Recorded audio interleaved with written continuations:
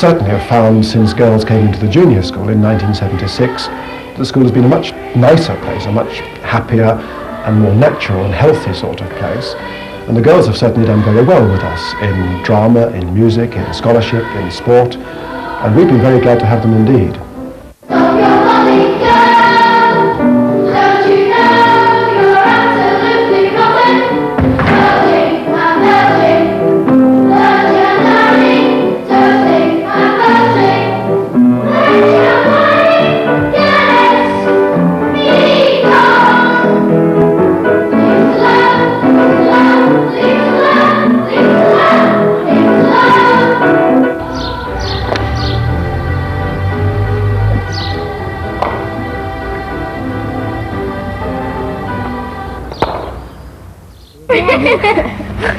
Okay, what are you reading, Sarah? Treasure Island. Do you like to read a little from there?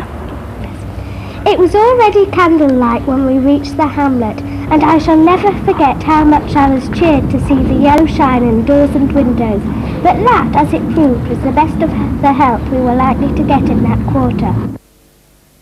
The hours we have in a boarding school to help the children mean that their range of activities and hobbies, their games, their extra work, their skills can be developed in all sorts of directions which you simply haven't got time for in a day school. We have them 24 hours a day, and we can do a lot with them in that time if they want to take advantage of it. We make sure they do. Our SRN, Sister Reese, lives in the school and so is always available to boarders and day children to sort out their odd grazes and headaches. Dr. Milne, the school doctor, comes in if there are children who need to see him, and he'll refer them to a specialist if there's a problem. Well, I think you're all right. I think we can let that loose. I don't think we need to support it, so off you get. Okay. I'll bring the rest later. Each of the houses has its own house matron, who spends a lot of time with the juniors upstairs, seeing they are clean and cheerful. She looks after all the boarders' clothes and keeps an eye on the clothes and towels which the day children have in school. All right. Okay, good Miss boy. Jones, please have some socks. Some socks, yes, dear. All right, good boy. It's all right, Mrs. Bird, gasped Paddington from behind a particularly large carrier bag. It's only me. I think I've got my magic wand stuck in the banisters. Your magic wand, echoed Mr. Brown as he started to come down the stairs. Good heavens! We're only going on holiday. We're not going to live in France. We usually read for half an hour before it lights out, or sometimes Miss Hamby reads to us or plays a game with us.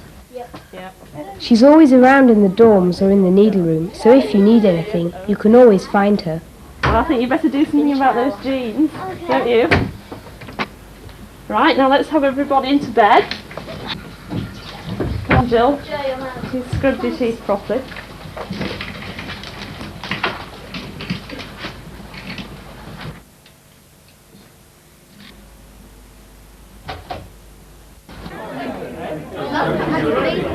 The parents' role is tremendously important. We welcome parents in school, we welcome their contribution to helping the children. We run functions, we run parents' evenings. We try to make ourselves very accessible to parents in school about problems or about normal progress of children. We consult parents about important decisions relating to a child. We chose Rossall, first of all, because I was here for 9 years. And it was a very good school in those days, and we considered the school to be right for our son at the time. And then our daughter came to the school because she was so pleased with the school, seeing Robert here. Every time she came over when we took Robert out, she asked if she could come as well. And we were delighted when Rossall took girl boarders, and we sent her straight away. I'm very, very pleased with her progress. They don't have time to be homesick. We're far too busy. They've got a full life, you know. They really enjoy it. They both have, as you probably realise, very, very differing personalities. The one is rather outgoing and the one is somewhat introverted, and I think it has accomplished the feat of being all things to all men in a way, because it has managed to bring both of them out in different ways. I think they get every opportunity to develop whatever talents they have, both in the academic field and on the sporting field. Amongst all the business of keeping children healthy and happy, and making sure they're busy and have lots of opportunities to develop their skills and interests, we don't lose sight of the fact that academic work and progress in the classroom is top priority. Our children have, after all, at 13, to take a major exam, and they have to pass this exam before they can go on to their various public schools. And it's our job to prepare them for it, so when the day comes, they're ready for it. Most of our children go on to Rossall. Many parents have sent their children to the junior school because that is what they want. They want their children to go on to Rossall to enjoy the continuity of friendships and curriculum which two top schools on the same campus offer. A short film like this can only give you a glimpse of the many-sided activities of a community like Rossall. If you think that Rossall might be the right school for your child in those vitally important years between 8 and 13, please don't hesitate to get in touch and arrange a visit. You'll be made very welcome and will have the opportunity to meet staff and to meet pupils and to feel the happy and purposeful and caring atmosphere of Rossall.